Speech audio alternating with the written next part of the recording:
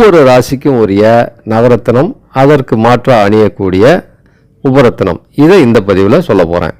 அடுத்தது 9வதாக இருக்கக்கூடியது தனுசு ராசி. இந்த தனுசு ராசிக்கான நவரத்னம் புஷ்பராகம்.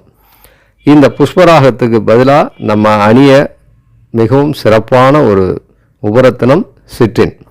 இந்த சிட்ரின் கல்லை அணிஞ்சு நம்ம புஷ்பராகம் அணிகிற பலனை பெறலாம். 10வதாக இருக்கக்கூடிய ராசி மகர ராசி. இந்த மகர ராசிக்கான நவரத்னம் நீலக்கல்.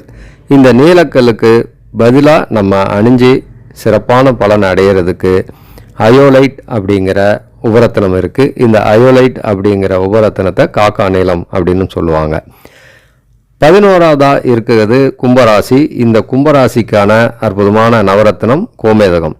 கோமேதகத்துக்கு மாற்றாக நம்ம அணிஞ்சு சிறப்பான பலனை பெறணும்னா கார்னெட் அப்படிங்கிற கல்லை அணிஞ்சு பலன் பெறலாம். 12வதாக இறுதியாக இருக்கக்கூடிய ராசி மீனராசி. மீனராசிக்கான நவரத்னம் புஷ்பராகம்.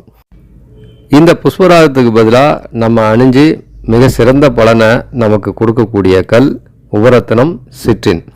இந்த சிட்ரின் அப்படிங்கிற உபரத்னத்தை அணிஞ்சு மீனராசிக்காரங்க மிக சிறந்த பலன்களை பெறலாம். மற்ற ராசிகளுக்கான உபரத்னங்கள் என்னென்ன அப்படிங்கிறது முழு விவரமான வீடியோவாக நம்ம ஸ்ரீநிலையம் சேலம் யூடியூப் சேனலில் இருக்குது. அதை பார்த்து முழு விவரம் தெரிஞ்சுக்குங்க. மிக்க நன்றி.